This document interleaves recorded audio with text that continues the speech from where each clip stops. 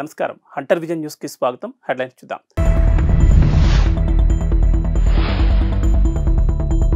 వైసీపీలో బుజ్జగింపుల పర్వం షురు. జగన్ నచ్చజెప్పిన నిర్ణయం మార్చుకోని పార్థసారథి.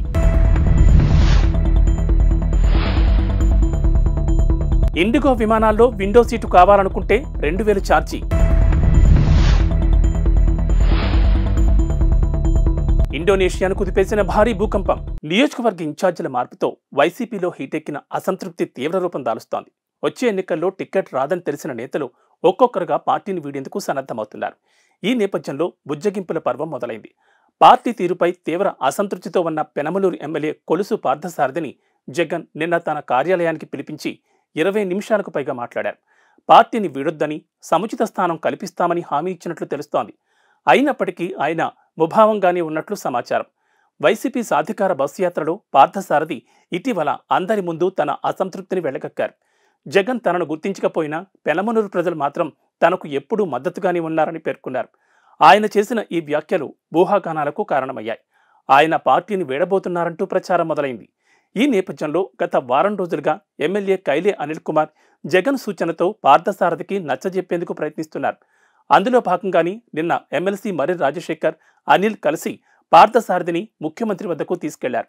అయితే జగన్తో చర్చ తర్వాత కూడా పార్థసారథి అసంతృప్తిగానే ఉన్నారని, పార్టీ వీడాలని నిర్ణయానికి కట్టుబడి ఉన్నారని ఆయన సన్నిహిత వర్గాలు తెలిపాయి. బడ్జెట్ విమానయాన సంస్థ ఇండిగో ఫ్లైట్ టికెట్ రేట్లను అప్డేట్ చేసింది. ప్రయాణికులకు సౌకర్యవంతంగా కాస్త ఎక్కువ లెగ్ రూమ్ ఉండే ముందు వరుస సీట్ల బుకింగ్పై 2000 ఫిక్స్డ్ ఛార్జ్ నిర్ణయించింది.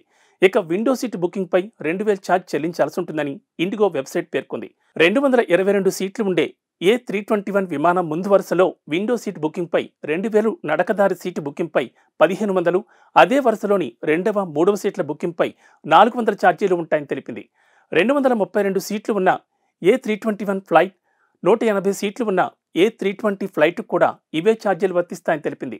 ప్రయాణికులు ఒకవేళ ప్రాధాన్యత సీటు అవసరం లేదనుకుంటే అదనపు ఛార్జీలు లేని సీట్ను ఎంపిక చేసుకోవచ్చు.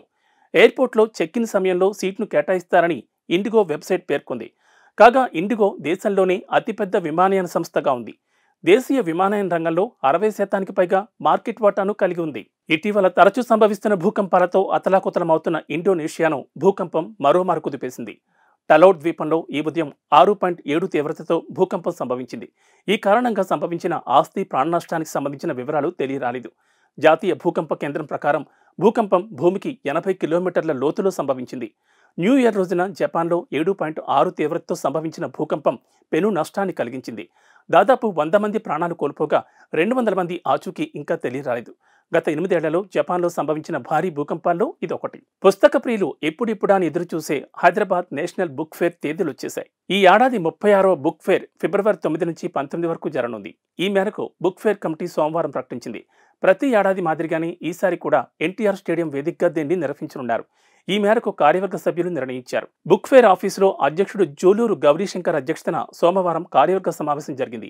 ఈ సమావేశంలో కోశాధికారి పి రాజేశ్వరరావు, మాజీ కార్యదర్శి శృతికాంత్ భారతి, ఉపాధ్యక్షులు నారాయణ రెడ్డి, కోయ చంద్రమోహన్, సహాయ కార్యదర్శి శోభన్ బాబు, జనార్దన్ గుప్తా, కవి యాకూబ్, శ్రీకాంత్, బాలరెడ్డి తదితరులు పాల్గొన్నారు.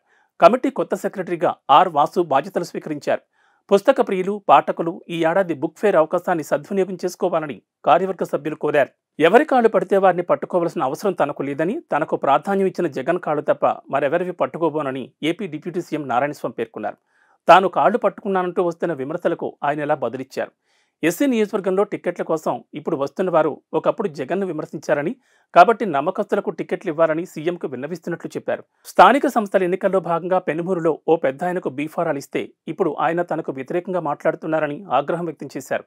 చిత్తూరు జిల్లా ఎస్ఆర్పురం ఎంపీడీఓ కార్యాలయంలో నిర్వహించిన పింఛన్ల పంపిణీలో ఆదివారం ఆయన చేసిన ఈ వ్యాఖ్యలు నిన్నటి నుంచి వైరల్ అవుతున్నాయి. ఉక్రెయిన్ అధ్యక్షుడు జెలెన్స్కీ ఎర్రటి రంగు దుస్తులు ధరించి బెల్లీ డ్యాన్స్ చేస్తున్నట్లుగా సృష్టించిన డీప్ ఫేక్ వీడియో ఒకటి సోషల్ మీడియాలో వైరల్గా మారింది. నిజంగా ఆయనే డాన్స్ చేస్తున్నారేమో అనిపించేలా ఉన్న ఈ వీడియో ఫేక్ అని తేలింది.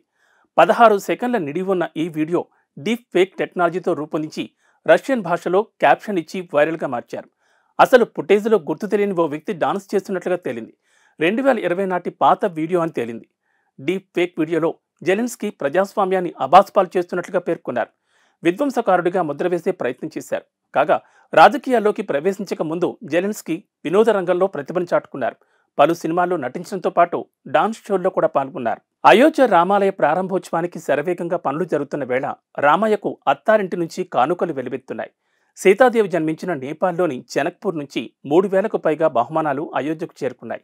వీటిలో వెండి పాదరక్షలు, ఆభరణాలు, దుస్తులు, వెండి విల్లు వంటివి ఉన్నాయి. జనక్పూర్లోని రామజనకి ఆలయ పూజారి రామ్ రోషన్ దాస్ వీటిని శ్రీరామ జన్మభూమి తీర్థక్షేత్ర ట్రస్టుకు అందించారు.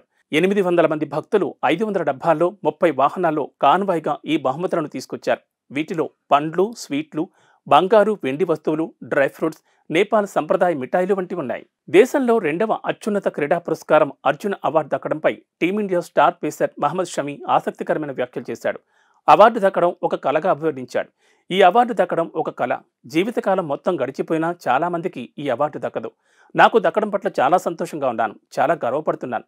చాలా మంది క్రీడాకారులు ఈ అవార్డు అందుకోవాలని ఎదురుచూస్తారు, కానీ ప్రేక్షకులుగా మిగిలిపోతారు. చాలా మందికి నెరవేరని కళ ఇది అని షమి వ్యాఖ్యానించారు. మంగళవారం అర్జున్ అవార్డు స్వీకరించనున్న నేపథ్యంలో ఓ జాతీయ మీడియా సంస్థతో షమి మాట్లాడారు. ప్రస్తుతం గాయం కారణంగా ఆటకు దూరమైన షమి బెంగళూరులోని నేషనల్ క్రికెట్ అకాడమీలో వైద్య నిపుణుల పర్యవేక్షణలో ఉన్నాడు. చీలమండ గాయం నుంచి కోలుకుంటున్నట్లు షమి చెప్పాడు. ట్రైనింగ్ సెషన్లు కూడా మొదలుపెట్టానని, ఇంగ్లాండ్ టెస్ట్ సిరీస్ సమయానికి అందుబాటులోకి వస్తానని ఆశాభావం వ్యక్తం చేశాడు. కాగా మంగళవారం అర్జున్ అవార్డు స్వీకరించనున్న 25 మంది క్రీడాకారుల్లో ఏకైక క్రికెటర్ మహమ్మద్ షమి కావడం గమనార్హం. ఇక బీసీసీఐ ప్రత్యేక అభ్యర్థన మేరకు షమి పేరు అవార్డును నామినేట్ అయింది. కాగా భారత్ వేదికగా గత ఏడాది ముగిసిన వన్డే వరల్డ్ కప్లో షమి అద్భుతంగా రాణించాడు. కేవలం 7 మ్యాచ్లాడి 24 వికెట్లు తీశాడు. టోర్నమెంట్లో అత్యధిక వికెట్లు తీసిన ఆటగాడిగా నిలిచాడు. తెలంగాణ ప్రభుత్వం అభయహస్తం కింద ఇచ్చిన హామీల అమలుకు ప్రజల నుంచి దరఖాస్తులు స్వీకరించిన సంగతి తెలిసిందే. డిసెంబర్ 28 నుంచి జనవరి 6 వరకు ప్రజాపాలన పేరిట ప్రత్యేక కార్యక్రమం ఏర్పాటు చేసే ప్రభుత్వ పథకాలు పొందేందుకు అర్హులైన వారి నుంచి దరఖాస్తులు స్వీకరించారు. ఈ దరఖాస్తులు అందించేందుకు కొన్ని చోట్ల గంటల కొద్దీ క్యూలైన్లలో నిలబడి ఎన్నో వ్యయ ప్రయాసాలు కోర్చి తమ అప్లికేషన్లను ప్రజలు అధికారులకు అందించారు. అయితే ప్రజలు అంత కష్టపడి సమర్పించిన ప్రజాపాలన దరఖాస్తులు హైదరాబాద్లో నడి రోడ్డుపై ప్రత్యక్షమయ్యాయి. ఓ వ్యక్తి బైక్పై వాటిని తరలిస్తుండగా రోడ్డుపై ఎగిరిపడ్డాయి. వాటిని చూసిన స్థానికులు విస్మయం వ్యక్తం చేశారు. హైదరాబాద్ కూకట్పల్లి వై జంక్షన్ వైపు నుంచి వెళ్తుండగా బాలానగర్ వంతెనపై చిందరవందరగా పడ్డాయి. దీంతో ఆ బైక్పై ఉన్న వ్యక్తి కింద పడిన దరఖాస్తులను తీసుకుంటుండగా స్థానికులు గమనించారు.